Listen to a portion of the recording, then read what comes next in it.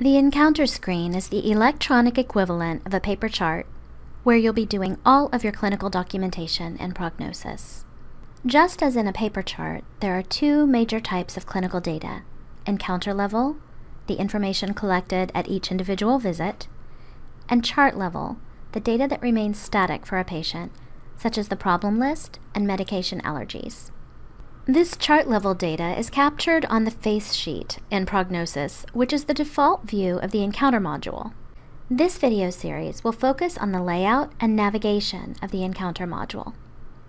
First, let's learn how to access the patient encounter, and then we'll walk through the general layout of the Encounter module. There are a few different ways to access the patient encounter screen. Click on the Patient tab and choose Encounter. Click on the Select Patient icon. The stethoscope icon will take you to an encounter, but don't get confused. In some modules, you can use this icon to go directly to the patient you have highlighted. However, the stethoscope in the System tray will always take you to the most recent encounter you had open. This may or may not be the patient you have highlighted. Lastly, and this will be the most common method in your daily workflow, simply click on a patient's name from the home page. If the status is arrived or anything other than schedule or no-show, then clicking on the patient name will take you directly to that date's encounter. In the upper left corner of the face sheet, we have the patient access options. There are 3 different ways to choose a patient. The quick access icon will display the last 10 patients accessed. This list is specific per user and is persistent even after logging out and back in. This icon is configurable for providers, and you can choose to have the list populate with the next 10 patients in Ready for Doctor status, or the preference can include both lists. And then the Quick Access 10 will be a rotating combination throughout the day based on patient routing and provider interaction. Use the name search field if you know the spelling of the patient's last name.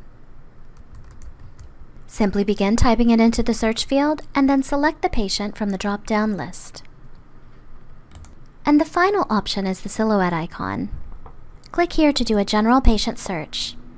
As always, best practice is to type 2 to 3 letters of the last name and 2 to 3 letters of the first name. This will help reduce search errors due to spelling. To the right of this is the patient band, which displays patient information. Next, we have the patient data icons, case management, patient alerts, and patient notes. These icons are present in multiple modules throughout the system. The patient workflow icon is used for routing the patient through the clinical workflow. The patient band, data icons, and workflow will be covered in separate tutorials. Along the left margin is the table of contents. Accessing any element here will allow you to enter patient data for a specific encounter. There are 2 tabs on the table of contents. The left tab shows encounter options, such as vitals, physical, and prescriptions. This is the tab you'll use during a patient visit. Please note that you must be in an open encounter to access these modules.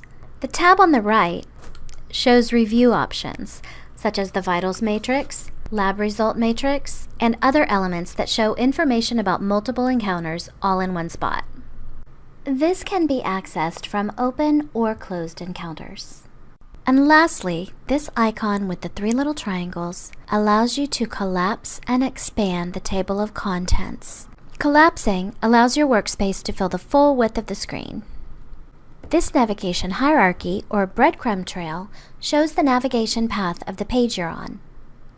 The Check All checkbox allows clinical staff to check all boxes of the face sheet at once, indicating that all of the history sections have been reviewed and are correct.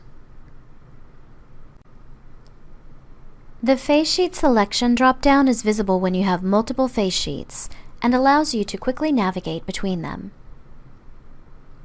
The main viewing area populates with the module selected in the table of contents. The default view is the face sheet. And finally, in the lower left corner are the Encounter History link and arrows. Clicking on the Encounter History label will bring up the Patient Encounter List window with a summary of that patient's encounters. You can also click on the left arrow to move to a previous encounter, or the right arrow to get to the next encounter in the list. Now for a brief review. Use the controls at the bottom of the video screen to pause if you need more time. Click on one of the links to take a quiz, to watch the next video in the series, or to return to the video library.